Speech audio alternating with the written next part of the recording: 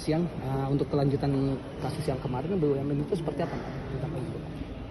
Iya, harapan saya adalah banyaknya penyalahgunaan dari oknum-oknum pegawai Bank Mandiri yang merugikan para nasabahnya ini harus dipertanggungjawabkan. Dan jika itu masih berlanjut terus, menurut saya ya pimpinannya harus dikasih sanksi karena ada pembiaran di sini. Nah, untuk di Bapak sendiri, Pak, sebagai DPR RI, Pak, ada aduan seperti ini, Pak, apa tindak lanjut dari DPR untuk menyikapi semua ini? Ya, harapan saya agar penegak hukum melakukan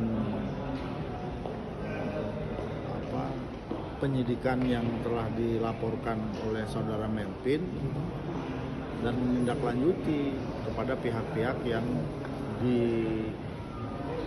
dinilai bersalah dalam hal menyalahgunakan jabatannya di salah satu kantor cabang Bank Mandiri di Sulawesi Utara. Nah, kalau kita lihat kan ya, Pak, seperti kita dengar ya, kasus ini kan seolah-olah mandek ya, Pak, tidak ada tindak lanjut dari pihak kepolisian. Apakah ada langkah khusus dari Bapak sendiri sebagai DPR RI, Pak, untuk menyikapi hal seperti ini terhadap pihak kepolisian, Pak? Ya, saya menyuarakan ini kepada pihak kepolisian, termasuk juga nanti jika ada kesempatan melakukan rapat kerja atau RDP dengan pihak Polri. Persoalan ini saya sampaikan agar dilakukan tindakan sesuai dengan peraturan perundang-undangan yang berlaku terhadap para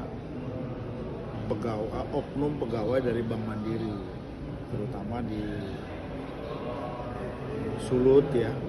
Dan kalau itu tidak ada tindakan, saya juga mengimbau agar kiranya pihak Kementerian BUMN memberi sanksi kepada para pejabat di Bank Mandiri agar kejadian ini tidak terus berulang terjadi, merugikan nasabah.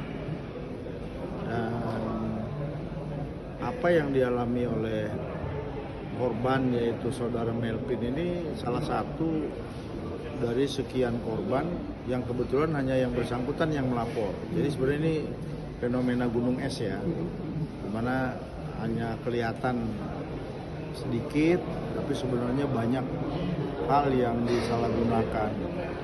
Dan saya berharap juga, dimana informasi yang saya dapat bahwa saudara Melvin juga telah berkoordinasi, bahkan diundang gelar perkara ya oleh Kompolnas. Menurut saya ya Kompolnas juga harus benar-benar melakukan apa yang mesti dilakukan sesuai dengan peraturan perundang-undangan yang ada. Ada pembiaran nggak dalam penanganan kasus ini? Karena ini kan sudah cukup lama. Iya, saya melihatnya ada indikasi seperti itu. Mudah-mudahan dengan penyampaian seperti ini dari saya akan memberi warning ya minimal diketahui oleh aparat penegak hukum, oleh Kompolnas, termasuk juga oleh Menteri BUMN, agar persoalan yang terjadi yang dialami oleh saudara Melvin itu benar-benar bisa diselesaikan ya, dengan cara-cara sesuai dengan prosedur yang berlaku. Setelah ini kalau tidak ada tanggapan nih, Pak, apakah perlukah RDP dari Komisi 3? Saya dengar saudara Melvin sudah menyampaikan surat ini kepada DPR ya.